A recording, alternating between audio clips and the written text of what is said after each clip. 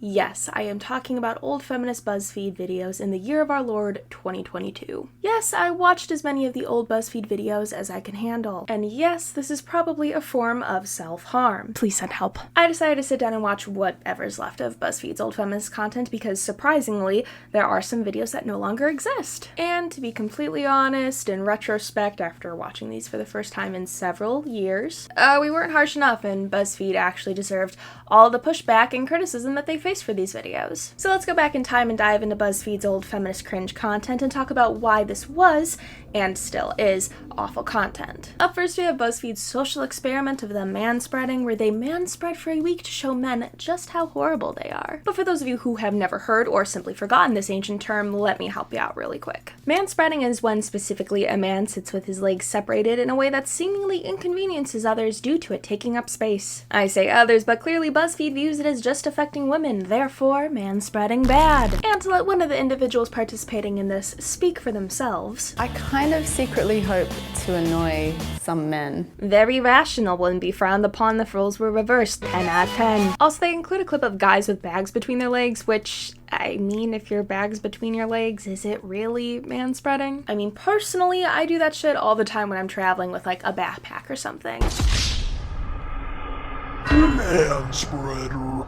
Also, one of them is literally not taking up much space at all. Y'all have other footage. You could have just extended those and not included this literal, rational, normal one. But anyways, back to the full video. They go through the 7 days manspreading and being clearly horrible, awful people. And I just wanted to highlight some of the best clips of the manspreading because, honestly, these clips are hilariously atrocious and just genuinely display how out of touch these Buzzfeed employees are. That's my first train trip as a manspreader. I just feel like a monster. Guys, I literally just spread my legs on the train and I just feel like John Wayne Gacy right now. Oh my god. Because, you know, I'm just clearly on some clown shit for thinking this is monstrous.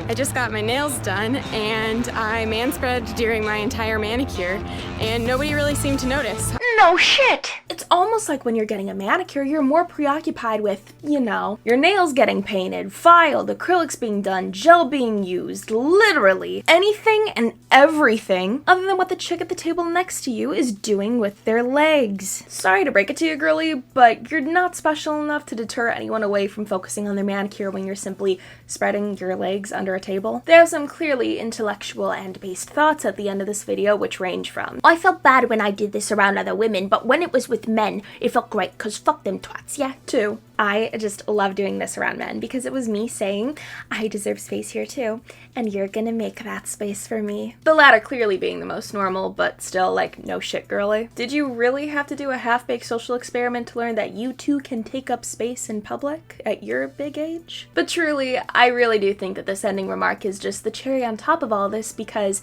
if you pay attention to the language, there's something a little special there. To be forced to manspread really showed me how up your own ass you have to be as a person to not be conscious of those around you. Notice how they didn't specify men here and they just said person? It's almost like this isn't actually the gender-specific issue BuzzFeed wanted us all to believe it was because, surprise, surprise, women are guilty of doing similar shit. You know when some women put down one of these bad boys on like a seat in public transportation because they can't like, you know, Hold at themselves or something like that. by BuzzFeed's wonderful logic here, these women are actually misandrists. They're absolutely awful and horrible people. Kill yourself. What I'm getting at here is things can just be asshole behavior. You don't have to gender a, like, non-issue in the first place to make it kind of an issue. And, you know, try to get feminist brownie points from that. And there it is, the basic theme of the majority of this video and BuzzFeed's old feminist content. But what's the fun in just talking about one video? We've got 3 more to go. All right, now after that nightmare, we now have to talk about how the feminists of BuzzFeed, now called As Is, I wonder why, made a whole video about how making content on YouTube is hard because they get hate comments. Solely because they're women, of course. Now, I made a comment on this video back in the day basically saying where if you don't like it, you can always just like get off the internet or you can restrict comments or block the people. And basically, they're not the only people getting mean comments. You know, a little to the point and flippant past all, but you know what? Let's see if they actually truly deserve that response and watch the video ourselves, shall we? Who knows? I've gotten hate comments myself. Now, maybe I can feel them woman to woman. YouTube comments are very sexist. YouTube comments are very entitled. Okay, but It's a game just full of like terrible, shitty things happening to women. This would be appealing to someone who's never spoken to a human woman. Did they lie? You know it's going to be a bad BuzzFeed video when this person is featured in it. The comments that they're showing with this really don't go with what the person's saying at the time, except like the stupid woman comment, which, if we're being honest here, if those kind of comments get under your skin, you probably shouldn't be making content on the internet for a living. The following clip of two women talking about how the comments can be nasty, disgusting, or like being bullied in grade school would have genuinely fit better with these examples, because that's what's actually being shown in that previous comment clip. They then decide to read the comments they've gotten on videos and discuss how it makes them feel, ranging from disgust to reflecting on the nature of the comments. The comments all focusing on their appearances, their race, and how they're acting, or just like some incel shit when they're talking about like comics, science, video games, any of that shit. Now, as someone who's gotten their fair share of like mean hate comments and all that, just based off what kind of content I make on the internet, I'm gonna level with you guys for a second. As a fellow woman on the internet, pretending that the only reason you are getting these hate comments is because you are a woman is an absolute blatant lie. Whenever you post anything on the internet, you're opening yourself up to praise, criticism, and just downright mean comments or downright disgusting comments. Because, as our Lord and Savior Bo Burnham said, welcome to the internet. People feel that the veil of anonymity the internet grants can allow them to say whatever they want without consequence, which is sometimes true and other times not so much. That being said, everyone on this godforsaken platform has probably experienced mean or hate comments, because that's just what happens when you have a platform. I mean, for fuck's sake, Markiplier literally had like people spamming in his comment section that they hope that his cousin or something like rots in hell for like the longest time. Really don't get any more cruel than that, I think. But it just shows that this is what happens when you have a platform. This isn't really gender exclusive. You're just gonna get mean comments and harassment if you have a platform. Now, is it seemingly exclusive that women get sexual violence threats and sexual assault threats and all that? Yeah, I would say so. I personally never heard a male content creator talk about getting like sexual assault threats or rape threats or anything like that, so I think it's kind of safe to say that this is primarily driven towards women and unique to women creators. But that doesn't mean women only get hate comments in general. Now, don't misconstrue me saying that with me saying that this is all fine and dandy, because it's not. It does kind of suck being a content creator and seeing really shitty comments on videos. Fortunately, YouTube allows you to disable comments if you don't want to deal with all that, and they also allow you to restrict comments, so they have to be approved by you before they're actually published, which, based on the video, I used to cry all the time whenever I would read a negative comment. y'all are the perfect candidates for using this feature and are probably why it exists. Unpopular opinion, but overall, this isn't a terrible video.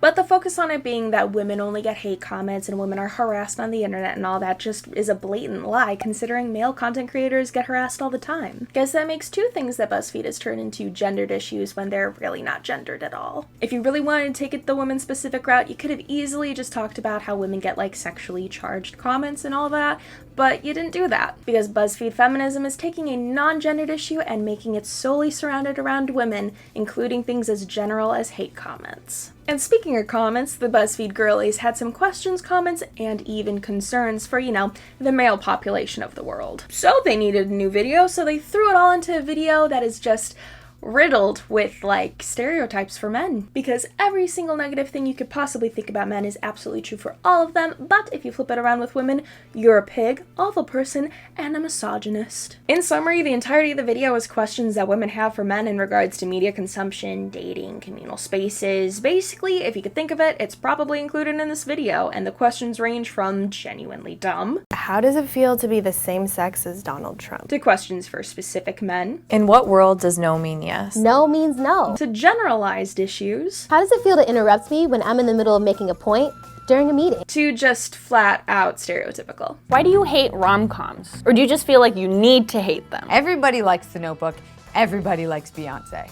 It's just a fact. Straight up fact. Which is really funny upon reflection, because it just really shows that BuzzFeed doesn't want you to put women in a box, as they showed with their last video and all that, but putting men in a box is absolutely okay. Because clearly all men hate rom-coms, all men interrupt specifically women, all men don't take no for an answer, and all men like Donald Trump. And I guess this is me coming out as a man or something, because I interrupt my boyfriend all the time on accident, and I do not like rom-coms. I like There's Something About Mary. That's like the only one I like other than...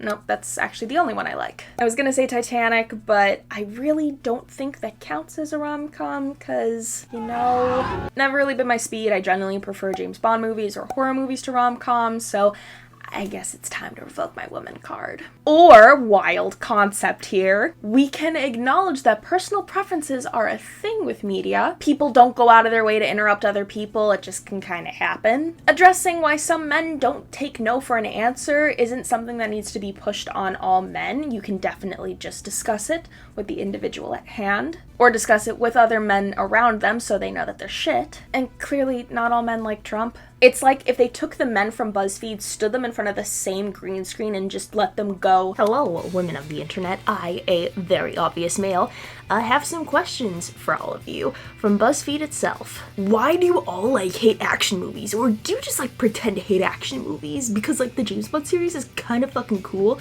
Daniel Craig has his whole storyline in himself, and I think you'd be really into it if you just gave it a chance. How does it feel to interrupt me in the middle of a Zoom call when I'm discussing something about a branch we're opening up? But you decide to interrupt me with something that we're going to be talking about a little bit later, and it just...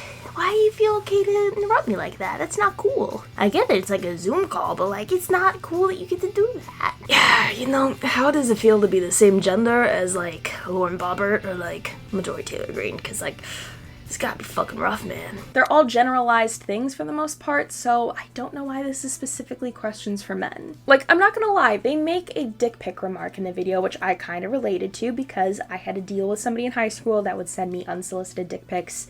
It was the worst situation, and thankfully that's done and over with. But that's something I never dealt with outside of that one individual. So as a rational human being, I'm not going to assume an entire gender is going to send me pictures of their schlong because one man did. Because, assuming stereotypical things and having prejudice towards, an entire gender is, I know it's a word, but I just can't think of it right now. Wonder what that word could be. And finally, on the subject of sexism, I would be absolutely remiss if I did not talk about the one Buzzfeed video that's been mean to shit and is probably the reason why you're here. Which, fun fact, is actually no longer around in full, but thankfully, Past All over there actually made a full video on it when she was fresh out of high school. I would not recommend watching it. It is absolutely cringe-inducing. But I figured I would pull the clips that I talked about then so I could talk about them now from a more mature perspective. You know, a mature perspective that doesn't say fuck all the time and gets age restricted for saying fuck apparently too many times. Thanks again for that, YouTube. You know,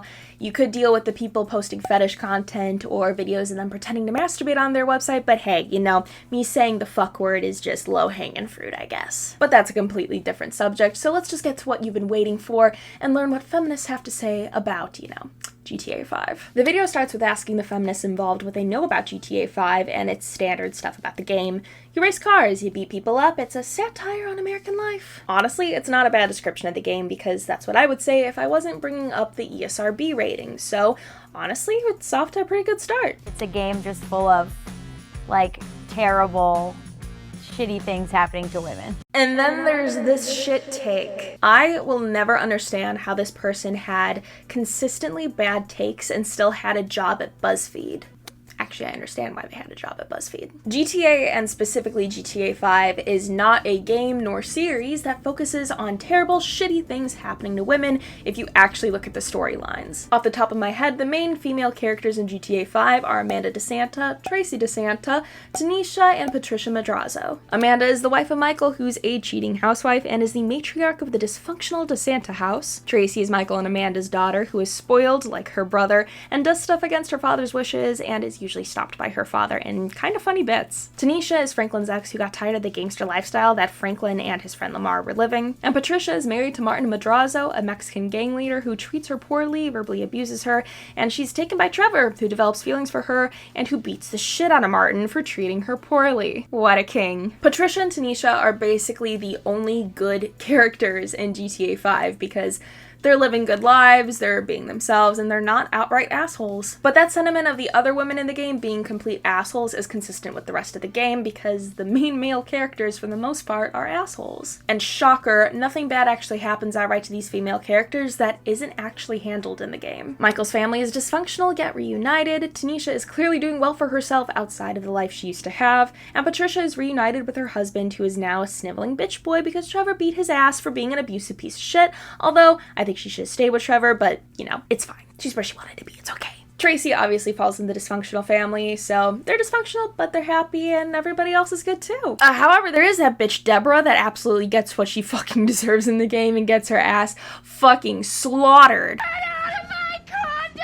Basically, the only bad shit that happens to women that Blondie is talking about is definitely user-controlled because that is not the center of the storyline for GTA 5 whatsoever. The video basically shows them playing the game after these initial understandings of the game are talked about, and from what Past Me said, they pretty much had a good time and enjoyed themselves causing havoc and, you know, enjoying the perks of an open-world game that lets you do anything you want almost, like the, you know, fucking point of it. Unfortunately, these good times do not last long as they go to a strip club and get a lap dance, and the reactions are mixed to say the least. Well, oh my god!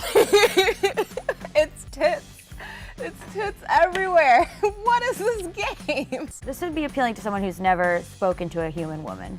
Oh my god, this is horrible. I genuinely love that the reactions are just, oh my god, it's tits in a video game, ah! And then, you have never spoken to a human woman in your life if you find this in any way appealing. I'm gonna be honest, I genuinely do not know what is so dreadful about tits in a video game because they're just fucking pixels. As Past Me said, you have those on your chest. And the game's just mimicking how strip clubs are in real life, so I don't get it, man. It's almost like the point of the game was to emulate real life, but, you know, go off, I guess. They then find out that you can touch the strippers and then have a meltdown over that.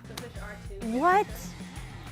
No. No. And then in a sheer moment of internet genius, they gave us the myth, the legend, the meme itself. I wrote a blog post a while ago about why I f***ing hate video games, because this is what it does. It appeals to like the male fantasy. When I tell you guys that this line still physically pains me as much as it did in 2016, I genuinely mean it. Yes, random BuzzFeed feminist on the internet, video games in general, no specifics of course, play into the male fantasy and only appeal to men ever. Because the male fantasy is playing Silent Hill and shitting yourself over the first fight since you have no fucking idea what to do. Because the male fantasy is trying to take down a cult in the middle of Yeehaw, Montana. Pause, this game was 100% made for the female fantasy because if not, why do they make every single sibling in the game hot?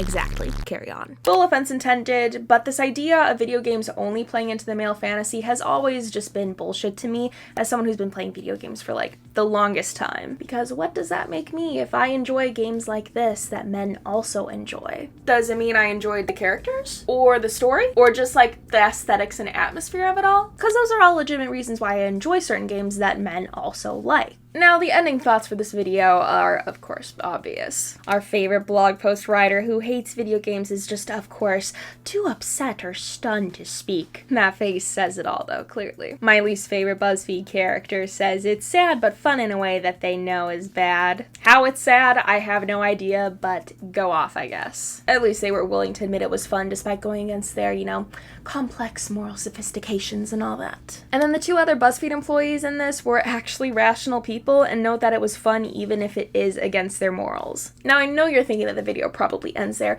however they decided for some god-awful reason to let our favorite blog post writer just get the final word in. These games, much like the rest of media, cater so much to the male fantasy, and like how much time the designers probably put into like building that woman's body. This game is bull.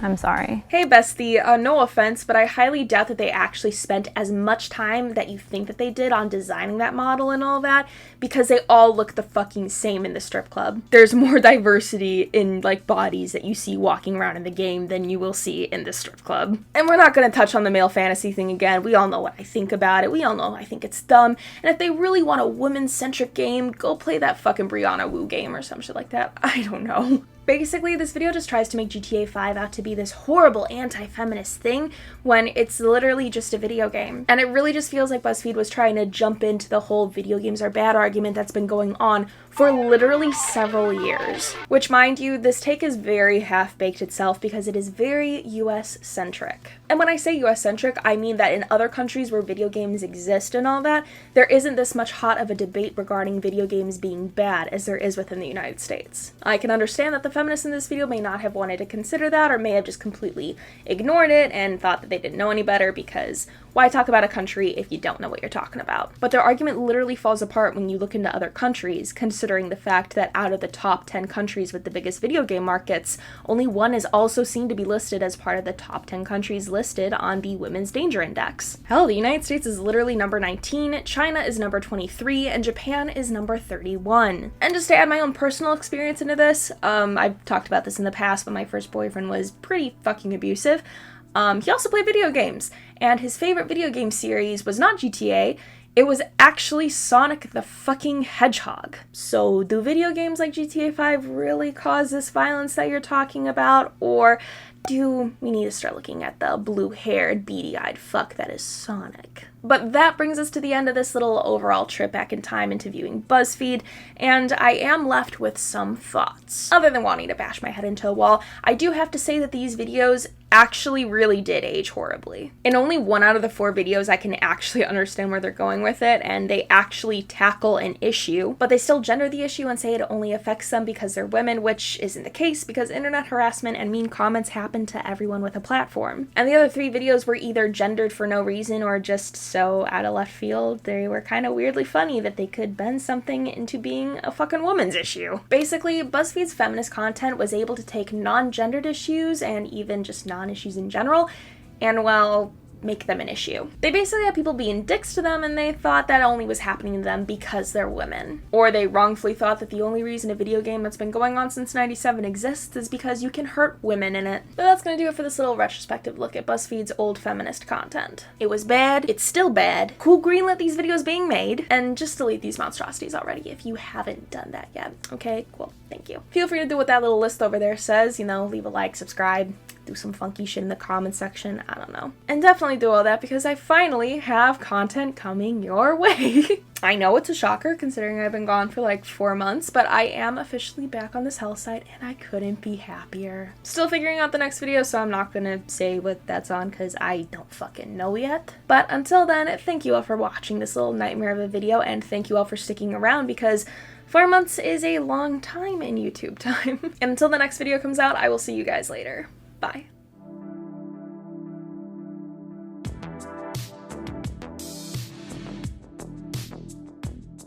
I wrote a blog post a while ago about why I f***ing hate video games, because this is what it does. It appeals to like the male fantasy.